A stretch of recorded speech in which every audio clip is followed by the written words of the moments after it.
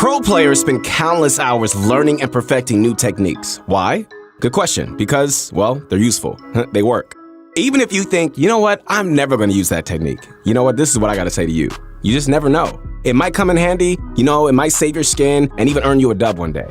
What's going on, guys? It is your motivation guy. Make sure to follow me on my new Insta. That is at your motivation guy. Once again, at your motivation guy. Connect with me as soon as you can. I would love to hear from you. I'm not responding to anybody on my old Insta, only on this one. I want to help inspire you guys to be great in this game and also in life. So we're back again with 7 more pro techniques you probably aren't using. Most of these are not new or anything like that, but still, you'd be surprised at how little use they see.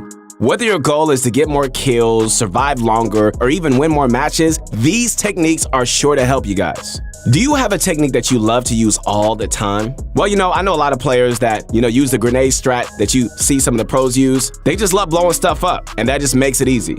But let me know what your favorites have been in the comments down below, okay? And if you're interested in learning even more, hey, we've got plenty over at ProGuides.com. On our site, you're gonna find dozens of courses teaching a variety of useful topics like aiming, come on now, building, and yes, even special techniques.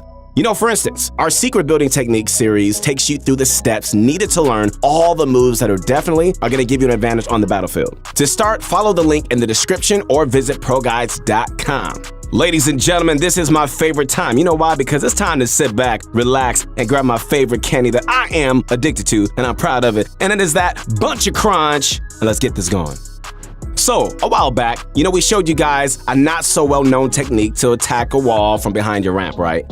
That still works and definitely still has some use, but there's another application that we didn't discuss. You guys ready to hear that? That same trick can also be set up to hit a floor piece through a cone.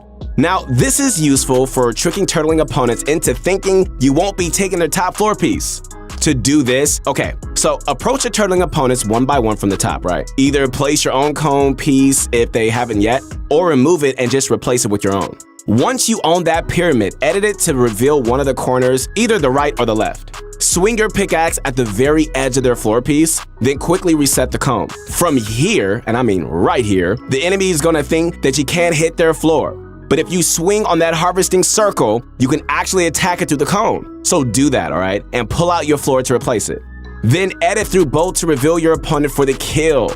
Now, why would you want to do this? Good question. Well, taking floor pieces can be really risky, right? Since your opponent might edit and go for a jump shot. Plus, with the whole coin flip mechanic, it might take a while to just brute force steal their floor. So this added confusion, where they think their floor is safe, can potentially make them turbo build the wrong piece. But the confusion doesn't have to end there, my friends. You could even go a few steps to even further puzzle your opponent. For example, now once you reach the stage where you close the cone, you can drop a ramp to the side as if you're about to drop on it for a wall replace. Land on it and swing your pickaxe once after a wall, right? Then jump back up and hit the floor piece marker. Place your own floor and edit through for the elim. When this is done quickly, it barely takes any extra time, and you know what? It just really confuses your opponent as to what piece you're hitting. Unless they know the technique as well, there's no way your opponent is turbo building a floor piece. And all this can be done within a few seconds, so there isn't too much wasted time. But just be warned, okay? Against brick and metal, you want to take the floor down to at least 150 health so that it only takes one swing to finish off. Overall, it's a great way just to deal with pesky turtlers. Okay, so we've been seeing this next move used a ton by the pros this chapter, and that's the efficient ramp tunnel. Compared to the conventional tunneling methods, you're going to be saving a bunch of materials using this version. Very beneficial for solo endgames and anytime you're close to running out of mats. So to do this, you're going to need to start with the floor piece just like how you would any other tunnel. Then as your character reaches just before the halfway point of the floor, you look down and place a ramp. Got it? All right. You should end up underneath the stairs you place, not on top of them. Then place another floor to your right, walk forward, and another ramp. From here, you pretty much got it. You just keep alternating left and right to tunnel diagonally. This tunnel provides pretty decent coverage. The ramp can block shots from behind you and partially from above you. However, some angles on the side is going to leave openings. You can always add a wall after each ramp for extra coverage, but you know what? That's optional. We noticed Booga's been using this tunnel a lot recently, and he's just much more liberal with it. He just feels free with it. If he feels like he needs additional walls or protection, he can add them, but the method at its core is the same. Okay guys, so just a couple of tips. Make sure you're not turbo building at any point during this, okay? If you hold turbo build, you'll place the ramps too early and it'll completely mess up your cover. So, my friends, place each floor and ramp with individual clicks for the best results. Also, you gotta understand that this tunnel leaves you much more exposed than the standard method, okay? Since you're only using 2 mats instead of the 4 or 5 that traditional tunnels take, there are slight gaps if your opponents have the right angle. So really, only use this if you're running low on mats or if you're just desperate to conserve. Alright guys, so this next move is a wall edit style known as the Kanata Classic. Named after the up-and-coming young phenom Kanata for making it popular. It's relatively simple. All you're doing is really like performing a wall edit where you punch out everything but the bottom 2 tiles in the left column. To perform it as Kanata does, start with the top right tile, go all the way down, left by 1 tile, up all the way, and finish at the top left corner. This creates a tiny little wall in the corner, right? That bit is enough for you just to hide behind and go for jump shots or right-hand peeks against players pressuring your box. After you shoot, you can quickly aim at that piece and reset the wall to get your cover back. Just make sure that you're positioning close to where the section will be before you confirm. So, why would you want to perform this over your regular wall edit? Well, first, you know what? It's unpredictable. Reading a peek with most other edits is pretty straightforward, but with this one, you can right-hand peek or you could just go up for the jump shot, making it much harder for the enemy to predict. You know, another reason is to deny your opponent's pickaxe swing. The best time to go for an edit play is when the enemy is outside your box, is swinging their pickaxe. The only problem is if you make the edit while they're mid-swing, they might still hit your wall and replace it. Then you're left in a pretty uncomfortable, sticky situation. Since the Kanata Classic leaves a very minimum area for them to hit, there's a way higher chance their pickaxe won't connect. So that wall is just gonna stay yours. It takes some time to practice, guys, to get used to this, all right? Practice makes perfect. It really does. But once you get it down, man, it's a fantastic way to go for aggressive peaks. All right, so the next technique is a classic that you definitely need to start using, like immediately, if you aren't already. It's the rocket launcher shotgun combo, which lets you get free damage in on pretty much any box-up player. It's effortless too, to be honest. All you gotta do is fire an RPG at a player behind some builds, pull out your shotgun, line up your crosshair, and fire right as the rocket hits. With the right timing, they can build fast enough to block that shotgun hit. Of course, you do have to have some sort of idea of like where your opponent is. If they're behind a fully built metal structure, this trick is not gonna work. Not only will the metal survive the rocket, but you know what? It's gonna be hard to spot your target as well. But if they're behind wood or something that's still building, the rocket devastates everything in its path so you can land a hit. It may seem like a simple trick, and it is, but we continuously see players with both weapons in their inventory not utilizing this trick. Even if you miss the timing, you haven't really lost out on anything. So next time you go to rocket somebody else's base and you're within range, remember to combo your shotgun along with it. All right, coming up next, another simple but effective trick. This one, we're calling the Better Turtle Ramp. It doesn't seem very useful at first, but it's advantageous in several ways. So, anytime you're playing defensively in your own box and someone like takes your wall, your first move is usually to jump and place a ramp, right? Come on, we all know that's true. But instead of putting the ramp forward, you should turn around, look down, and place it that way. So there are a few reasons why you want to get used to placing your stairs this way. First and foremost, and I know that, I know a lot of people this has happened to. If your opponent replaces your wall and edits it open, the ramp you try to place sometimes ends up a tile right in front of you, meaning outside your box and not protecting you. If you turn around and look down to put one, it'll always connect in your box and keep you safe.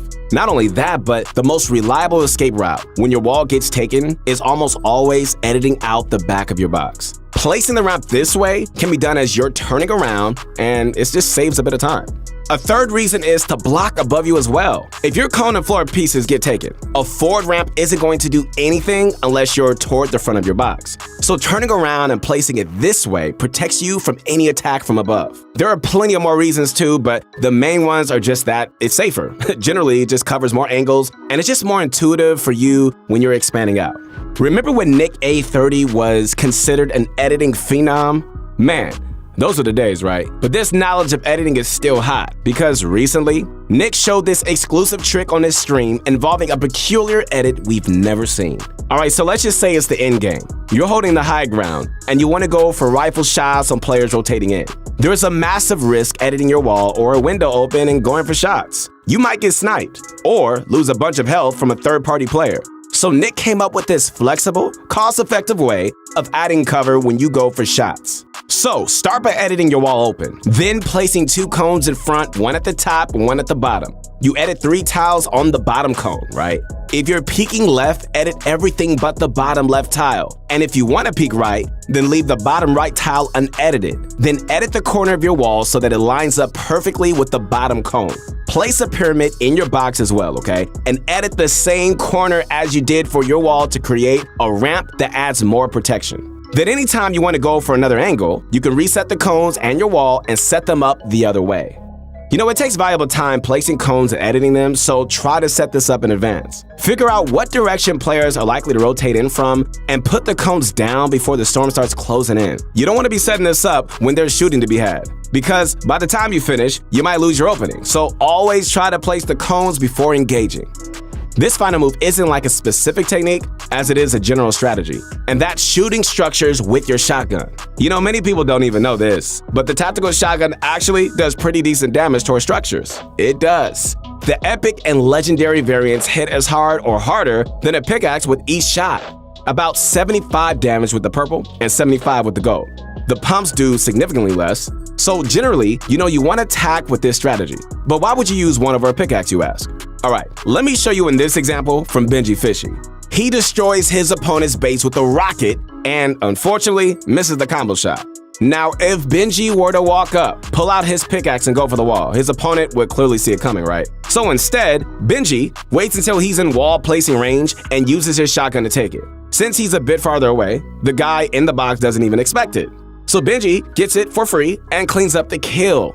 I mean, look at this, my friends. Benji even lines up his crosshair on the enemy before he shoots. Edit plays from turtles are super common. So indeed, if they were to open the wall for a shot, Benji could just get lucky and land a free hit.